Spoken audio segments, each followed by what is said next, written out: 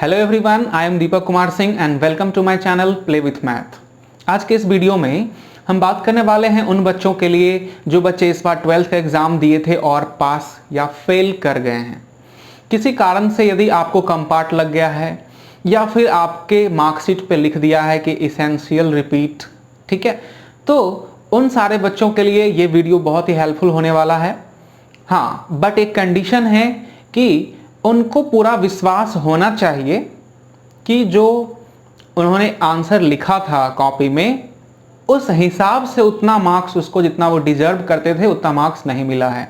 यदि उसको लगता है कि कहीं ना कहीं कॉपी के चेकिंग में प्रॉब्लम हुआ है या फिर मार्क्स के कैलकुलेशन में गलती हुआ है और वो अपने मार्क्स को एक बार फिर से वेरीफाई करना चाहते हैं, अपनी कॉपी को फिर वापस मंगा के सीबीएसई के द्वारा और वापस मंगा के फिर किसी एक्सपर्ट से उसको चेक करवाना चाहते हैं, और यदि लगता है उनको कि उनका मार्क्स कहीं काटा गया है, तो यदि वो चैलेंज करना चाहते हैं किसी क्वेश्चन पे मार्क्स देने के लिए, तो ये चीज़ का जो डेट है सीबीएसई के द्वारा अनाउंस कर दिया गया है और उसी के बारे में आपको जानकारी देने वाले हैं कि किस तरह से ये सारा प्रोसेस आपको करना है।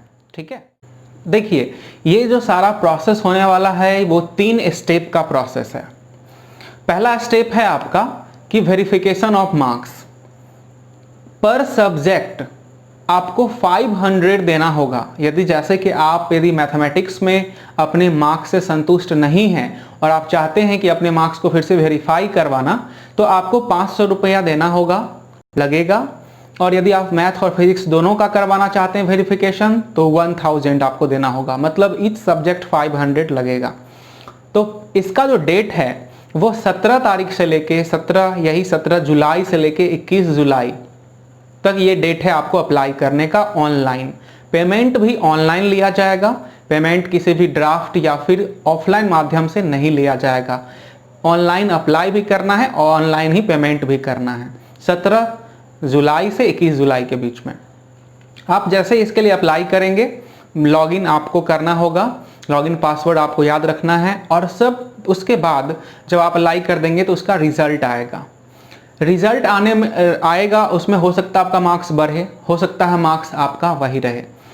तो यदि आपका मार्क्स वही रहता है और आप चाहते हैं फिर कि इससे संतुष्ट नहीं हुए और चाहते हैं अपना कॉपी वापस मंगाना सीबीएसई से और उसको किसी एक्सपर्ट से चेक करवाना, तो आप अपने कॉपी के लिए मंगवाने के लिए फिर से डेट है, उसका जो डेट दिया गया है वो 1 अगस्त से 2 अगस्त, 1 और 2 अगस्त को आप अप्लाई कर सकते हैं। तो आपका जो कॉपी है वो सीबीएसई के द्वारा उसी अकाउंट पे, जिस अकाउंट से आप लॉगिन किए रहेंगे, उसी अकाउंट पे फोटो स्टेट आ जाएगा। आप किसी एक्सपर्ट से उसको चेक करवाइए या खुद से चेक करिए। हाँ, बट मार्किंग स्कीम जो सीबीएसई के द्वारा दिया गया था, उस मार्किंग स्कीम के अंतर्गत आप देखिए कि कहाँ पे आपको किस स्टेप पे मार्क्स काटा गया है। आप देखिए किस किस क्वेश्चन में आपका मार्क्स काटा गया है। यदि आपको लगता है कि मेरा question number 2, question number 3, question number 5 में मार्क्स काटा गया है, तो आप फिर 3 क्वेश्चन के लिए कि मेरा 2, 3 और 5 क्वेश्चन में मार्क्स कम है, वो चीज़ आप मेंशन करते हुए आप फिर से अप्लाई करना है। आपको 6 और 7 तारीख का डेट दिया हुआ है, देख लेते हैं। चला देखिए, 6 और 7 तारीख का डेट है शायद, हाँ जी, 6 और 7 अगस्त, ठीक है, का डेट दिया गया है। पर क्वेश्चन आपको 100 रुपीज़ देना है, ठीक है। यदि आप 3 क्वेश्चन के लिए चेक करवाना चाहते हैं रीचेक, तो आपको 300 देना होगा, ठीक है। अब फिर से समझिए, यदि मान लीजिए आपको मैथमेटिक्स सब्जेक्ट में नंबर कम है, शुरू से बता रहे हैं मैथमेटिक्स में नंबर कम है, तो आपको पहले 500 रुपया देना होगा। तो वो जो आपका मार्क्स वो वेरिफिकेशन होकर आएगा। रिजल्ट यदि सेम रहा, आप संतुष्ट नहीं हुए, तो आप कॉपी मंगवाइए। उसके लिए आपको 700 देना है कॉपी मंगाने के लिए, एक सब्जेक्ट का। तो एक सब्जेक्ट मैथ का है तो 700 इस बार लगेगा, 500 पहले लग चुका है, 7 5 1200 हो गया।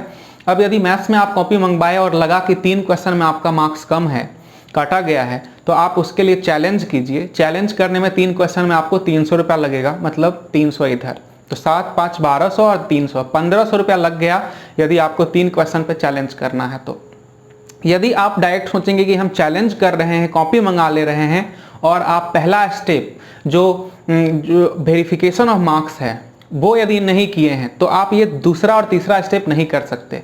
यदि आपको चैलेंज करना है तो पहले आपको वेरिफिकेशन करना है, फिर कॉपी मंगाना है, और तब आप चैलेंज करिए। क्वेश्चन पे चैलेंज होता है, सब्जेक्ट पे नहीं।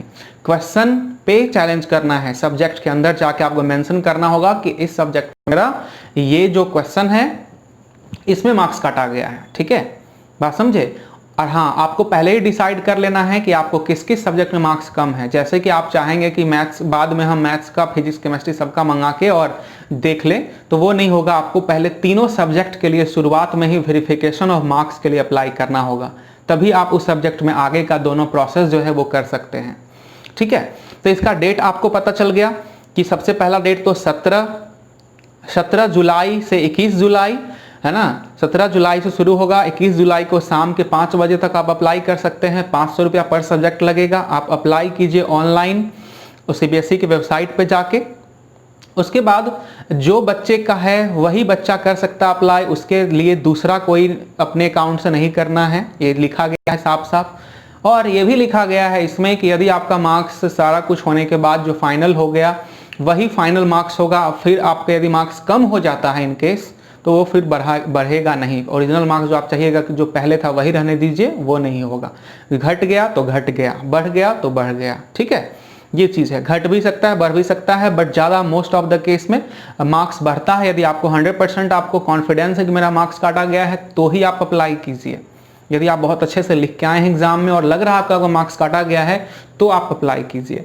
वैसे कि पिछले बार एक स्टूडेंट, मेरा स्टूडेंट था सौरभ, तो वो अप्लाई किया था, उसका मार्क्स बढ़ा था मैथ्स में, है ना। तो ये चीज़ है कि मार्क्स बढ़ता भी है, हो सकता है घटे भी आपका मार्क्स। इसलिए पहले आप देख लीजिए, उसको कॉन्फिडेंस था कि उसका मार्क्स बढ़ने वाला है, तो वो अप्लाई किया और उसका मार्क्स बढ़ा। तो आपको यदि कॉन्फिडेंस है तो ही आप रुपया नहीं तो वेस्ट मत कीजिए। आप अगले साल के लिए वेट कीजिए, या कम पार्ट के लिए आप जो है सो दे सकते हैं। यदि एक सब्जेक्ट में आपका लगा है, एक से ज़्यादा में लगा है, तो फिर से अप्लाई अगले बार। प्राइवेट कैंडिडेट का फॉर्म निकलता है, जिस तरह से सीबीएसई के बाकी बच्चे एग्जाम देंगे, उसी के साथ साथ आपको प्राइवेट कैंडिडेट के रूप में किसी स्कूल से कोई मतलब नहीं होगा, प्राइवेट कैंडिडेट के रूप में आप एग्जाम दे सकते हैं। ठीक है, तो ये चीज़ है। अच्छा, और इसमें एक बात और भी है लिखा हुआ, देखिए इसमें एक बात लिखा हुआ है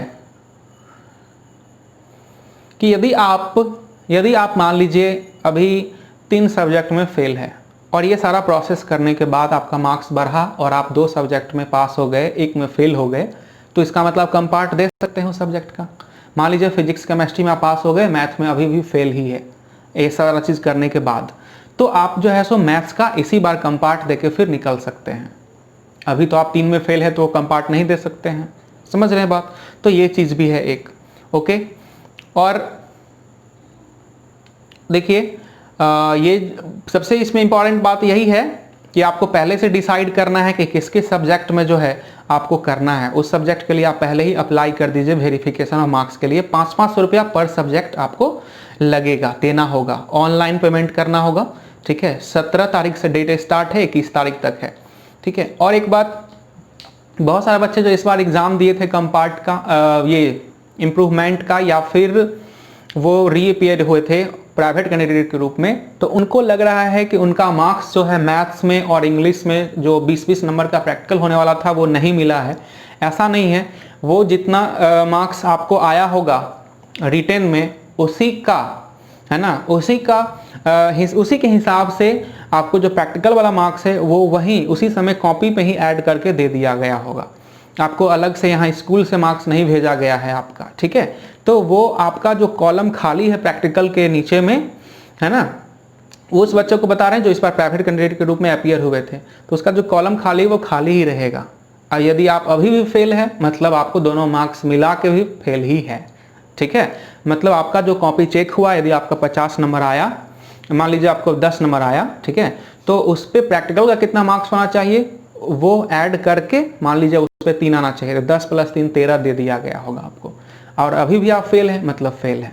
ठीक है, ओके, चलिए, तो यही नोटिफिकेशन आपके लिए था सीबीएसई के द्वारा। 10th का भी नहीं है, ये 12th का निकल गया है। 10th का तो आज रिजल्ट ही आया है, 10th का आएगा, तो आप फिर से चेक कर सकते हैं।